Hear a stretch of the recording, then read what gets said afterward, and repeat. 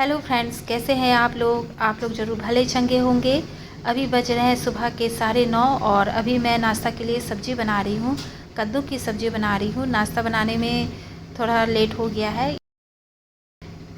नाश्ता बनाने में थोड़ा इसलिए लेट हो गया है कि सब्ज़ी थी नहीं। जब जिते जिम जा रहा था तो उसे कह दिया था कि लौटोगे तो कद्दू लेते आना। उसे पसंद है कद्दू की सब्ज़ी चाहे नेनुआ की सब्ज़ी, क्योंकि यह हरी सब्ज़ी होती है और इसमें मसाले कम पड़ते हैं और आलू भी नहीं डलते हैं।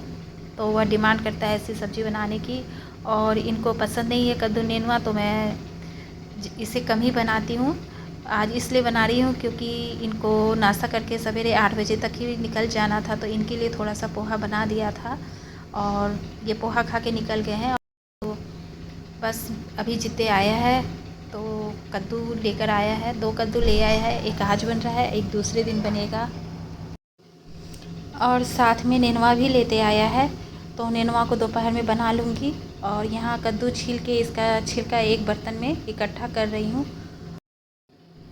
आज नहा के सीधे साड़ी पहन ली हूँ क्योंकि आज मुझे मार्केट जाना है।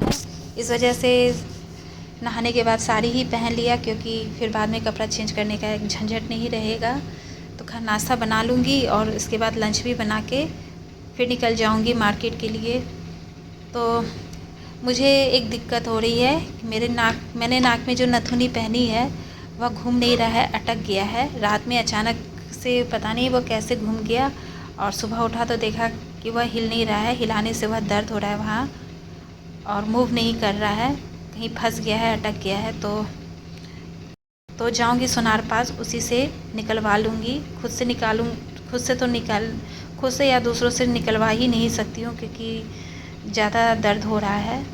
3 दिन से हो रहा है। ऐसे तो नहीं हो रहा है, मगर जहाँ उसमें टच हो जा रहा है, चाहे कपड़ा पहनने में, चाहे हल्का सा भी हाथ वहाँ जा रहा है तो दर्द हो रहा है। तो सोच रही हूँ कि धीरे धीरे दर्द कम हो जाएगा तो अपने से घुमा लूँगी, लेकिन दर्द कमने की बजाय बढ़ ही रहा है। तो दर्द को ज़्यादा नहीं झेलना चाहिए, इसे निकलवा ही लेना ठीक रहेगा, नहीं तो जख्म हो सकता है। और छेना फट चुका है। पहले सब्ज़ी में छौंक लगा लूँगी, फिर उसके बाद छेना छान के कपड़ा में इसे जमा लूँगी। कढ़ाई चढ़ा के उसमें थोड़ा सा तेल और जीरा का फ़ोरन डाल दिया है। जब तक तेल गर्म होगा तब तक अभी आधे कद्दू कटे हैं और जब तक तेल गर्म होगा तो बाकी के कद्दू भी कट जाएंगे। और तेल गर्म हो चुका है, कद्दू भी कट गया है। इसमें छौंक लगा देती हूँ कद्दू का और बस सिंपल वाली सब्ज़ी बन रही है। थोड़ा सा नमक और हल्दी डालकर ढक दूँगी और यह धीरे धीरे पकता रहेगा।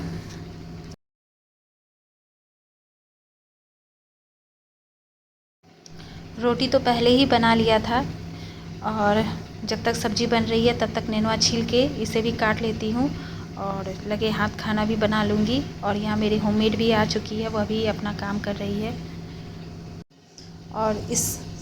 और जो नेनुआ छीला है उसके जो छिलके हैं इसे भी कलेक्ट कर लेती हूँ।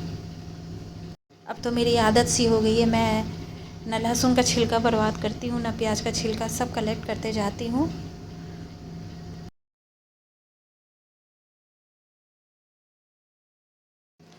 मैंने अपने लिए प्याज वाली मोटी रोटी बनाया है। कल जो कचौड़ी बनाया था तो उसका आटा बच गया था, तो उसे फ्रिज में रख दिया था। तो उसी आटे में प्याज काट कर एक मोटा रोटी बनाया है। तो एक ज़माने के बाद ऐसा रोटी खा रही हूँ। जब छोटी थी तो मम्मी ऐसा मोटा रोटी प्याज वाला बनाया करती थी, तो अच्छा लगता था खाने में। मार्केट आई हूँ तो मार्केट में एक ठेले पे कुछ पौधे बिकते मिले, नज़र आ गए, तो मैंने कुछ पौधा ख़रीदा है। उन्होंने बताया कि यह चांदनी फूल का पौधा है।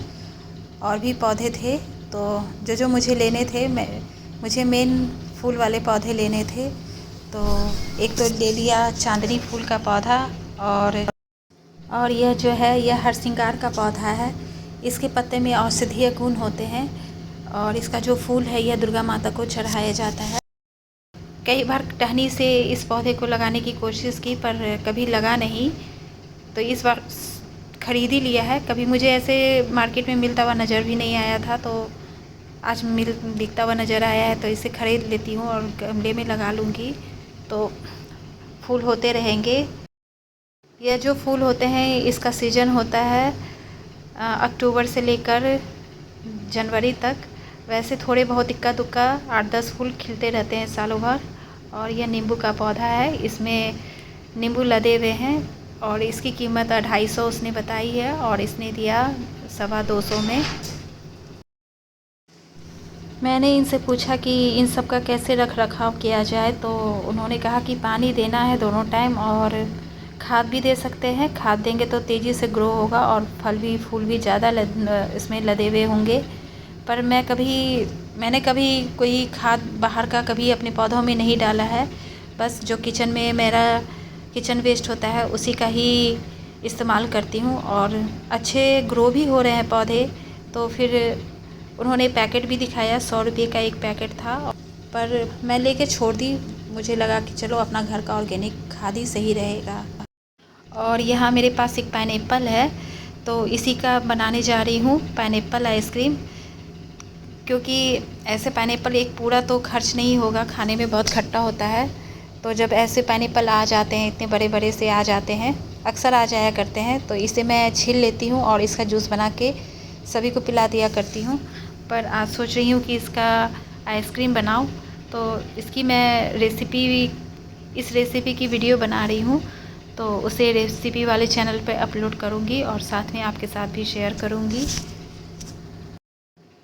मुझे पाइनएप्पल छीलने की प्रैक्टिस हो गई है। मैंने इतना पाइनएप्पल छीला है कि अब मैं अच्छे से पाइनएप्पल छील लेती हूँ। और जैसे मार्केट में होते हैं ना कि धारी धारी बनी हुई होती है, उसके बीच कांटे निकले हुए होते हैं, वैसा चाकू से खुद से अच्छे से काट लेती हूँ और वैसा डिज़ाइन निकल आता है। इस रेसिपी में आधा पाइनएप्पल ही यूज़ होगा और आधा फ्रीज़ में रख दूँगी, फिर आधा का देखूँगी कि क्या करना है। बड़े वाले चाकू से इसके बड़े बड़े पीसेस कर लिए थे और छोटे वाले चाकू से इसके जो कांटे हैं इसे निकाल लेती हूँ। पाइनएप्पल खट्टा होता है ना, तो जब पाइनएप्पल काटती हूँ तो देखती हूँ काटने के बाद चाकू का धार थोड़ा तेज हो गया है। और रात के बज रहे हैं 8:30, रोटी बना रही हूँ। रैम्बो को भी भूख लग गया है, वह भी किचन के दरवाजे पे बैठा टुकुर टुकुर देख रहा है कि कब रोटी बन जाएगा और मुझे कब मिलेगा।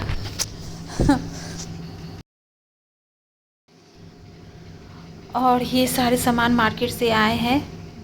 पौधे ख़रीदने के बाद कुछ और भी सामान ख़रीदा था, प्लास्टिक के सामान हैं। तो एक तो चांदनी का पौधा ख़रीद लिया, एक हरसिंगार और एक नींबू।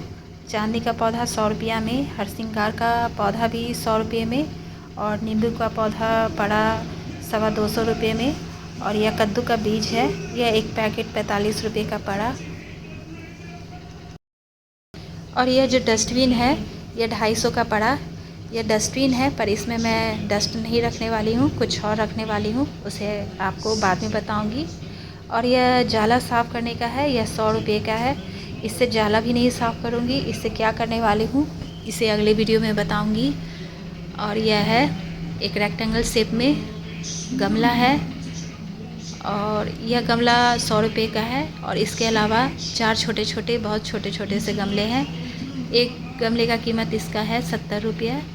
और इस सब के अलावा कुछ श्रृंगार का सामान भी अपने लिए ले लिया था। एक ही दुकान में यह प्लास्टिक का सामान और श्रृंगार का सामान मिल रहा था, तो कुछ पसंद आ गए थे।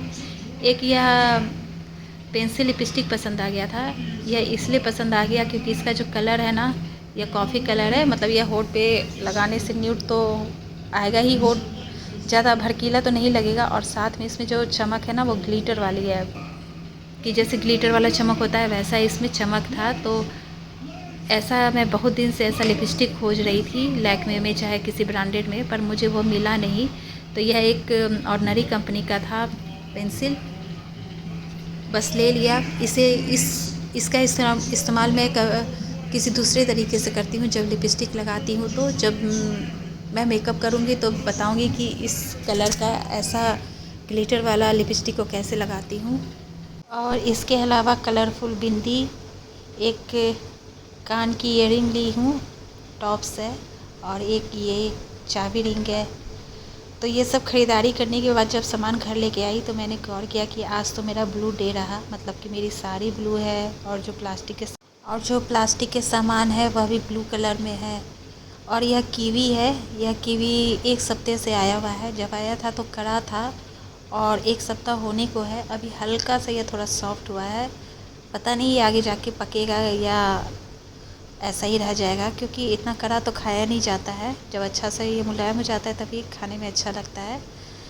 मुझे तो नहीं पता कि इसे तुरंत कैसे पका सकते हैं। यदि आप जानते हो तो कमेंट बॉक्स में कमेंट करके बता सकते हैं। तो इसी के साथ वीडियो को एंड करती हूँ। अगले वीडियो में हम फिर मिलेंगे। तब तक आप स्वस्थ रहें, मस्त रहें। Bye bye.